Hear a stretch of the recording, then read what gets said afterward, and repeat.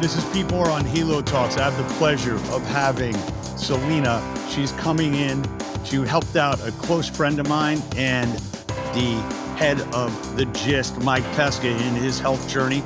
And we're going to learn about the values of having a health coach, how everyone should have one, and what the road to being a successful one is. So Celina, welcome to your first Halo Talks. Thank you so much. Thanks for having me on. This is so great to be here. Awesome. So you've got 5 stars from a close friend of mine, so that means a lot.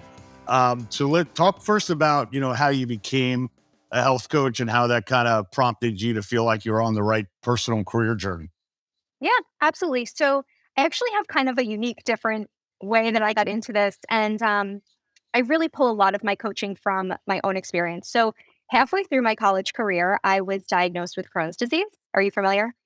I am. My cousin has it and lived through a very difficult teen years, and has not had any episodes in a long time. But yes, I'm very familiar with it. So fire away. Awesome. So for anybody who is not so familiar, it is an autoimmune condition that affects anywhere on the digestive tract. I happen to be affected on my small intestine. So remember that for a little bit later. But I was diagnosed halfway through my college career, like I said. So I was in this really unique position where I was going to college for a totally different thing. I was actually in school for fashion studies, which was going to wind up going into interior design. That was my plan. But halfway through, once I got my diagnosis, I recognized, wow, I'm in a really unique position. Maybe I should pivot and actually go into the health side of things and really dive in and learn everything I possibly can to not only help myself, but help other people too. So I got diagnosed and I was put on a medication. It worked for about 6 months, didn't work so great after that. I started having flare ups. As you know, Pete, from seeing your cousin, flare ups are just not a fun time with Crohn's or any other autoimmune condition as it is. So I had to switch medications. I was then put on a medication that was strictly like intravenously administered. It was not a great time. I was on that for about a year and a half, and I actually wound up having really horrible reactions to it, to the point where I had to then switch off of that medication. And so that brought me to about December of 2018. And I remember I went into my gastroenterologist appointment that day and I said, listen, I have to do something. I can't be on these meds anymore. They are really not working out for me. They're making things worse, actually. And she looked at me and I said, what's next? And she looked at me and she said, we have to get you on a self injectable. So I said, okay, what does that mean? And also, if that doesn't work, where do we go from there? And she looked at me and she said, I don't know where we go from there because there's really not many options out there for you at this point. Right. Again, this was around 2018, so not that long ago, but she basically said, there's really not many options for you at that point if it doesn't work. So I said, well, okay, that's not a lovely feeling to have, right? Very defeating, all these things. And at that point, I had switched my major to nutrition and food sciences, which is what I graduated with. That's what I have my bachelor's Where'd in. you I go to have school? Montclair State University. So in New Jersey, I have my bachelor's through that. And then I went to Georgianport for my holistic health graduate degree. So I said, listen, doctor, like I am going through this undergrad degree of nutrition. Is there any way I could possibly integrate this into my healing journey? Can I lean more into that and maybe lean off of a self-injectable in the future? And this is the moment that changed my life and made me realize, okay, I need to for real get into the career of either health coaching or something in the Halo sector because I need to be there for other people. She looked at me and she said, seriously, Selena, this, what you eat does not affect this disease at all. And meanwhile, this is a digestive disease. So Right. I'm not sitting here to say medications are awful. They're life-saving for many people and they're necessary for many people. But for me, that was just unfortunately not my experience. I had a really poor experience with that. So hearing, you're pretty much doomed if this doesn't work out for you. And also nutrition doesn't affect your digestive disease that's going through your digestive tract. So I said, okay, I'm a very stubborn person. So in that moment, I wanted to prove her wrong. And that was 2018 in December. And since then, I've not touched a medication for my Crohn's disease. So I actually have been able to manage this strictly through lifestyle and diet modifications. So I know that it's possible.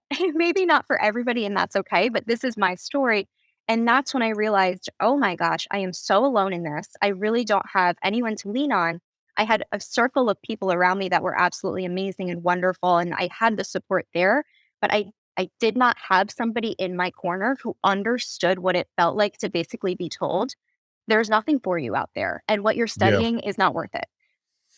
So a couple questions related to that. Did you start to lean into whether it is, alternative medicine or, Mhm. maybe some case studies that were done on the nutrition side, or were you kind of like just creating like you're your own guinea pig and you're going to figure Yeah. out like what works and then kind of double down on that and double down until you kind of found, okay, here's like, it's funny you say that because, a lot of people say, oh, I'm trying to lose weight. It's like, well, the car doesn't work. It's all depends on what kind of fuel you put in it. Mhm. So, Right. 90% of your journey on your fitness side really has to start with the fuel that you put in. If you're putting the wrong fuel in, you're not going to get results. Yes. At the same time, a lot of the medical community, unfortunately, they give all these people pills. And what they're trying to do is just get people on a recurring revenue on a very high margin product. And they forget that, hey, there's other ways and means that you can accomplish the same goal, naturally. But people just take the easy way out and don't really look for a better answer. So I've got an issue with basically the entire pharmaceutical industry. However, we won't go there right now. But as you kind of went through that journey, what did you find that were some of the, superfoods that, kind of were self-correcting for you? Or, were you taking like a very detailed and daily log of like, here's everything I'm putting into my body. Here's kind of like how I feel, or kind of create your own like odometer, if you will, Mhm. on energy and how you felt internally. Yeah. Yeah. And that's a great question. And that's something that exactly. I was pretty much my own guinea pig. I still am my own guinea pig because this stuff changes. It's not the same year to year. Your body changes. So you kind of have to do trial and error all the time. But I've gotten to this point where I'm like, I recognize something's off right now. I know how to do trial and error at this point. And I'm always trying to help my clients see that too. I'm never going to tell them to do something like logging or mood logging or even just symptom logging, food logging, whatever. I'm not going to tell them to do that if I haven't done it first or if I'm not willing to do it. So to answer Uh-huh. one of your first questions was yes, in that moment when I realized like, oh my gosh, I have to be my own best health advocate. And that is really what I am a broken record to all of my clients about is you need to be your best own health advocate because nobody else can do that for you. Yes. Um, and what I mean by that is ask questions, do the research, dive in, do whatever you need to do to feel better. And so to get started in that, I really just dug into anything I could. I read all the books. You know, um, and even though this is not that long ago, it's crazy how much things have changed. Instagram wasn't there like it is now with all these professionals sharing their thoughts and all of this. So I really had to get creative in the resources that I was using. Again, a lot of books were really great. I was asking my professors all these questions, and I recognized I was really privileged to be in the time that I happened to be where I had access to all of my professors and everything. So that was really helpful to just read a lot of different things. And I first started, I'm more than happy to share any more resources with you that Yes. might be helpful. But I first started with a book called Breaking the Vicious Cycle by Elaine Gottschall. It's a little bit, I don't want to say controversial, but some things have been discounted, some things not so much. But it all comes back to that trial and error, that guinea pig moment of a lot of that stuff in the book did work for me, and it gave me a really good baseline to start from. And I don't follow it to a T anymore. This was years and years ago that I first read this. I don't follow it to a T anymore, but it really did help me get on a path to success. So, what it did help me with was avoiding all the inflammatory foods that you would find in a typical anti-inflammatory diet, right? So that's for me at that moment, that meant avoiding all grains, which I know sounds Yes. scary for many people, but that's eliminating the gluten and that's also eliminating the grain that could be harder to digest on the stomach. I have been somebody that hasn't eaten red meat in a really long time. I was willing to explore that if I saw that it would really help me, but I didn't see that. So I do still avoid red meat and I don't eat that. Soy is another big thing that I avoid too, because that tends to be very genetically modified here in the US. And at least for myself, I noticed that's a very big trigger. But in terms of superfoods, healthy fats have been really, really helpful for me. So things like ghee, avocado, things in that nature of the healthy fats, extra virgin olive oil, things like this, Uh-huh. where, I feel like it's ingrained in us that you hear fat and it's like, oh my God, that's going to make me fat. I can't eat fat. But no, we need that, especially when it comes to the gut. We need healthy fats. Yeah. I mean, I used to eat non-fat jelly beans and then realized that it was all sugar. I thought I was doing It's not myself a doing you any favor. favors. Yeah, they should really No. rename the word fat to something else that's not, the synonymous with the actual word fat. Would be Yeah. helpful for the average consumer. Yeah. When you take a look at what you're doing right now and health coaching, do you feel like you need to say like, "Hey, I'm a specialist in fighting Crohn's disease"? Do you kind of say, "Look, just give me someone that has an issue, and because I know how to diagnose this specific disease, I can basically diagnose whatever disease you have because I know that I understand the process to go Mhm. through." How do you think about that as a professional? Yeah, so I do wanna say off the bat, as a health coach, I can't technically diagnose, but if they come in and they tell me that they have XYZ, let's say they have Crohn's disease and they know that and they tell me that, then okay, let's work together to really focus on gut healing. I would say that most of my experience as a health coach has been leaning towards helping people with their digestive health as most of my experience. If we have somebody that came in and basically said, and when it comes to gut stuff, it's really hard to diagnose. And oftentimes there's misdiagnoses. Uh-huh. So if somebody comes in, and this happens a lot, and they say, my gut's hurting me, or even I have acne, brain fog, because everything comes back to the gut, what I'm really going to help them work on is getting to the root of what is going on. Again, I can't diagnose as a health coach because that's out of my scope. But what I am going to do is help you get to the root of your symptoms. Maybe that's Yeah. doing something like what you said before, Pete, keeping a log of this is the food I ate. I didn't feel so great after this. Or maybe 2 days later, because symptoms can happen Uh-huh. up to 3 days later or so, which makes it difficult, of course. But when you have that log to reflect back on, that is such a helpful piece to the puzzle that it's not fun to do. No one wants to do it. But once you have that information, it's really great. So I would say that, yes, a lot of my relationships with my clients have been let's get to the root of what is giving you these symptoms, because 9 times out of 10, something's going to be related back to the gut. Right. So I love that everyone who's on the health coach side says I'm not allowed to diagnose. However, you are more than certified to do that. But I love the disclaimer that it has been I got a disclaimer. I got ingrained to in do all it. of you to say, like, I got to say, I'm not allowed to do that. However, I will get to the root cause of the problem. I will change your life and I will show you that you can live a healthy lifestyle. However, that's not a diagnosis. That's just what I do.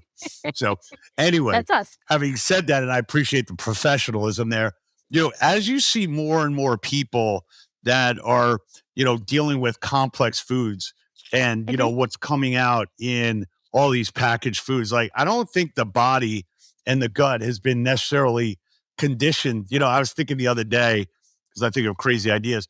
If I was like the gut, what would I be thinking right now? Of like, what is this? I have no idea what this is. I don't know how to Yes. break this down. Yes. I'm completely confused. I'm going to cause you some pain just so I can tell you this is not what Hell I asked yes. for. I love to hear this. That is such a fantastic way of thinking of this, because if you think about like that's what's happening. These symptoms, whatever you're experiencing, that's your gut or whatever it is communicating to you, because it doesn't have a voice like that. It can't tell you, Right. stop feeding me these things, right? And so you Right. have to listen to the nonverbal cues that it's giving you. I love that perspective of I'm the gut. What are you feeding me right now? Because that's so important. So to think of that going forward, especially with somebody who knows that they have gut issues, so important. And it's so hard because, like what you were saying before, with healthy fats and the word fat in itself, marketing is so tricky. And so there's so many brands out there that I stand by and I love, and they're clean brands. Cookie brands. I can First thing is coming to mind, like Simple Mills. Love Simple Mills to death. But it's still a processed food at the end of the day. You don't wanna be having that a lot of the time, but let's say you're at a birthday party and you wanna participate in eating a cookie too. Bring your Simple Mills cookies with you because you're gonna be okay, you know? Right. But Right. it's not relying on that. Yeah. I mean, if you think about the marketing power that you're going against and that health coaches are Mhm. going against, it's really almost insurmountable from a standpoint of the foods that they put out there. It's not like the FDA is doing 100 research on everything that's being created and putting in a package and putting preservatives on there and then, encapsulating things that, have really long shelf lives. And if it has a really long shelf life, it probably has a longer shelf life in your stomach to break down as That's well, right? right. I mean, it's just That is right. intuitively set. So what are some of the maybe like non-policy related channels. Like obviously education is the key to everything. Mhm. However, there's misinformation that's being put out there for capitalist purposes, right? If I'm putting out a new product, I'm looking at my revenue growth, and my revenue growth doesn't necessarily have like a moral hazard sign on it. And it doesn't necessarily say like, hey, this is good for you if you've got like a gut that's like in the Right. top 5%. Um, so do you kind of are you in the position where I just have to kind of there's to make it aside, and Dave will like this, but there's a guy named Dr. Lane Norton Mhm. who was on our show, and he basically goes and he basically travels through all different research and different podcasts and people putting out articles about things you should eat and things you don't eat. And he basically says, look, let me tell you, this is true, this is false, and I'm coming Yeah. at you if you say something that's false. And it's almost like we need more like nutrition police, if you will, Yeah, we do. and create like a task force to be like, hey, look, we're going after everything that's misinformation, which has Yeah. got to be the hardest time in the evolution of the planet to try and combat that. So Absolutely. what's part of the solution besides getting a health coach and contacting you? Yeah. Well, first of all, I do think that everybody should have a health coach because things like this, also accountability, motivation, so many other reasons why everybody needs a health coach. Um, but I think this comes back to, again, being your own best health advocate, making sure that you are asking questions for yourself because a thing about nutrition too is it's also personal. I'm not saying that those heavily processed foods is going to be great for somebody and then not great for somebody else. No, that's not what I'm saying. We always want to focus on fresh whole foods, of course, but nutrition is so personal for everybody. So it really makes it tough to say this is good for you, this is not so good for you as an overall like nutritional like blanket almost. But again, being your own best health advocate of looking into the resources that are going to be more trustworthy, right? Like not necessarily just listening to I'm trying to think of an example, but maybe somebody who like took like a 5-week course on health coaching and that's it. Mhm. Maybe hold somebody else's with more experience or more certifications or whatever, maybe hold their opinion a little bit more than somebody who just got their certification 5 weeks ago. Not saying that they can't add value at all, but just be really intentional about what resources you're going to for your information. And another thing that comes back to that about being your own best health advocate is asking questions. Just leading with curiosity is going to help open up so many doors. I don't even know if this is particularly answering your question, and I apologize if No, it's not. keep going. Because once I get on this, We're I not like, editing any of this, so just keep rolling because this is okay, helpful for great. people to really. Well, you got to. People need to calibrate for themselves. What they put into their bodies, and if you want to get the results, you have to start to look at the ingredients. Like I'll sit in a grocery aisle and I'll like read the ingredients to certain things, and I'll also look at things that companies put out that you would think are healthy, and then you actually look at the serving size, which I'm going after those people at some point pretty soon as well, when I have time, because somebody buys like a bag of trail mix at the Hudson Mhm. News at the airport, and then you realize that it's 8 servings per trail mix. So you multiply that by the 12 Mhm. grams of sugar, you think, oh, I'm only putting 12 grams of sugar, and then everyone finishes that bag because it's not shareable. Yep. And you end up eating the whole thing, and you think you're eating healthy, and now you put 96 grams of sugar, which is like 16 cubes of sugar in your Mhm. body, and now you're going to sit on an airplane. Yep. So Yeah. little Yeah. things No like that, movement. yeah, little things like that are like, hey, people are misinformed. People are calculating what that actually is to Mhm. themselves. And then Yeah. like you get a pint of ice cream, and I've never seen somebody put a pint of ice cream back in the freezer 3 times. Like it's not a 4-person serving size. Oh So no. tell me what the whole pint is, because like I'm really good at multiplying by 4, Yep. because of the We all because of are. Ben and Jerry's. Yeah. Um, so when you take a look at like the industry at large, it's highly fragmented. As Mhm. you say, like there's a lot of different voices. You got, IIN, you've got precision nutrition, you've Mhm. got people like yourself that have degrees from schools. But a lot of it's kind of, word of mouth, a lot of it's relationships. And maybe that's a good thing. Maybe, you know, nutritionists or health coaches kind of become like I'm the expert in, North Jersey, or I'm the expert in, this town. And like maybe that's the way this industry kind of becomes like a manual I use this term like manual weapon of mass destruction, right? So like at one at a time, like we've got to help 100, 200, 300 people. And maybe that's the only way it can be done because it's probably not like a blanket organization that has the ability to educate people and get through the noise of consumer packaged goods. Like it's probably Mhm. never going to happen where like the truth comes out. Right, right, and I think it's really, I mean, especially like you're saying right now when all of this stuff is being plastered, we're talking about this now, and now that I mentioned Simple Mills cookie, it's probably gonna come up on your phone, on Instagram or whatever you scroll because we're talking about it, right? And so we're in this space, like you're saying, of there's constantly these ads that are making you wanna go get this. So it is very, very, very hard, and like you're saying, I don't know that we're gonna be able to tackle this once and for all, but do you know what I think is so impactful that doesn't get spoken about enough? And I had the opportunity to be a group health coach.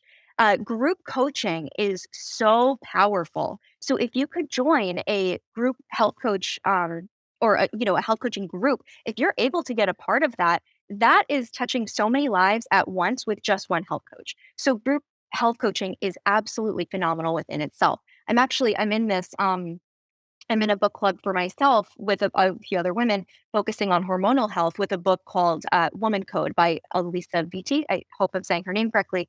But in that is a lot of very detailed protocols on how to help fix your hormones through nutrition and lifestyle factors. And the fact that that's a book, and it's, I think, 10 of us. 10 of us are there educating ourselves to best help our hormones. That's group coaching in a way. And that's all of us banding together with community. And I'm digressing a little bit, but I think community is a really important part of helping to get ourselves into a healthier groove altogether. So while one-to-one health coaching can be really impactful, and I'm not trying to say that that's not important at all, group health coaching is something that's incredibly important too. And I think we can help a lot more people on a community level when there's group health coaching involved. And like I said, it doesn't get spoken about enough. Yeah. So two questions. One is you've got a lot of big insurance companies that are starting to provide preventative health, Mhm, or we're paying for health club memberships or boutique classes or pay for your gym pass or your class pass.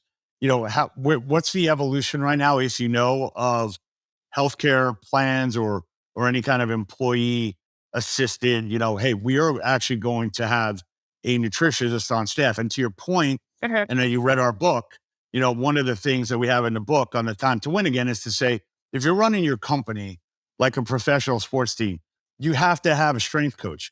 You have to have an executive, Mhm. coach. You need a nutritionist on board. Yeah. Like these are things that are non-negotiable if you're Mhm. a team. And if you think about your employees as athletes, there's no reason why they shouldn't have the same access to that Mhm. expertise because you're trying to keep those athletes and employees on the field at Absolutely. optimized levels at all time, or else it's going to cost you money or you're going to lose. Like those Mhm. are the two things that's going to do. Right? It's either cost you more on your healthcare. You have more people that are saying, I'm homesick, or you're just going to say like, hey, my team is not as good as yours because I can't put the amount of players on the field at the same time. And if the brain's foggy, then they're not making the right decisions. Right. I mean, as we talk about this, it sounds like a no brainer to me that you shouldn't be able to go into a company and say, hey, for 5 grand or for 10 grand a month, I will be the health coach for your entire team. And Mhm. somebody that doesn't jump at that and say, actually, we've been thinking about doing that, or we have a spot for that for 2023 on Mhm. our executive team. So is that even a conversation being had? Are insurance companies thinking about like, hey, I need a nutritionist or a health coach? Like Mhm. that's part of your plan?